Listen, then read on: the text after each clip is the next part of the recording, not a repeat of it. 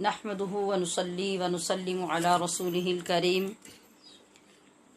अम्मा बअदु फ़अऊज़ु बिल्लाहि मिनश शैतानिर रजीम बिस्मिल्लाहिर रहमानिर रहीम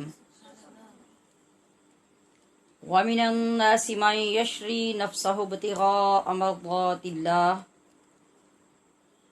क़ाल अल्लाहु तबारक व तआला फ़ी मक़ामि आख़र इन्नल्लज़ीना आमनू व अमिलुस्सालिहात उलाइका हुम खैरुल बरिय्यह सदक़ल्लाहु मौलानल अज़ीम व बल्लगना रसूलुहुन नबियुल करीमुल अमीन। अब्दुल्लाह इब्न अब्बास जो रिवायत करते हैं, आप फरमाते हैं कि नबी अलैहिस्सलातु वस्सलाम ने इरशाद फरमाया कि अली मेरे इल्म की जंबील है। जंबील समझते हैं? जैसे कोई टोकरी होती है, कोई थैला होता है जिसके अंदर चीजों को जमा किया जाता है।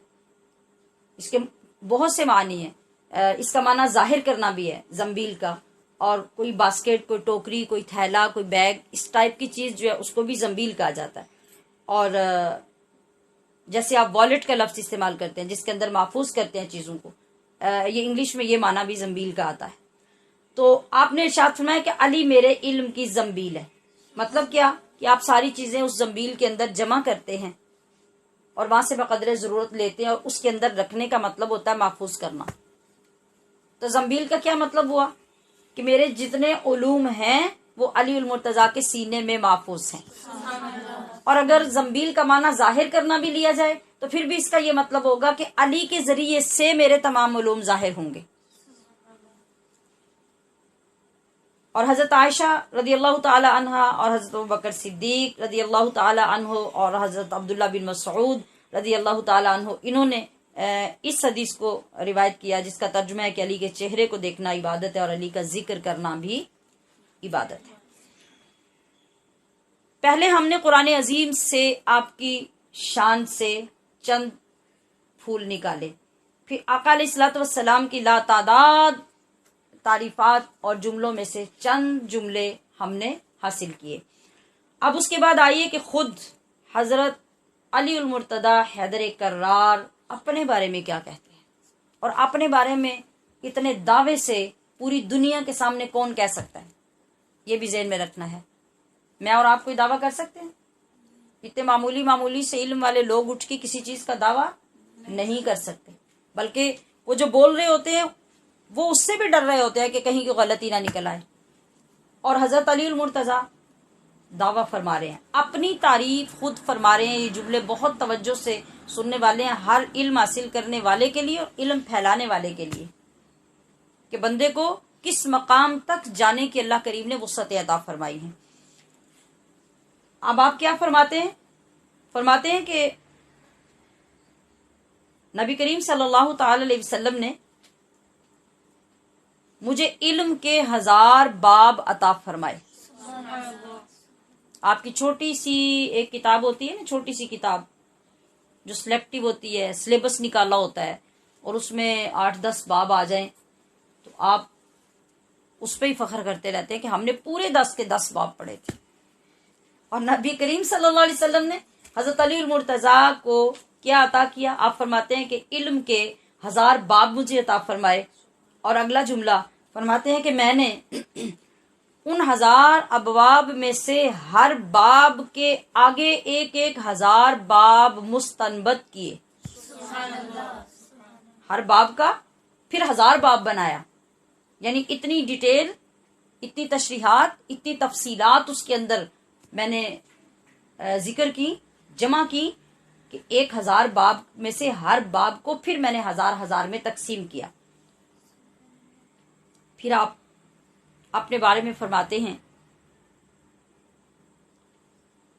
कि इससे पहले कि मैं तुमसे खो जाऊं या तुम मुझे खो बैठो, जो चाहो मुझसे पूछ लो।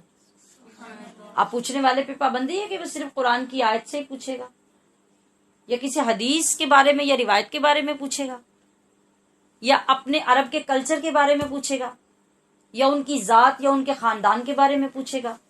जब मुतलकन फरमाया जा रहा है कि सलूनी, मुझसे पूछो, जो चाहो पूछो, जिस जमाने से मुताल्लिक पूछो तो जरा इस दावे की जामियत पे गौर करना चाहें तो शायद हमारे जहन तो उस पे गौर ही ना कर सके।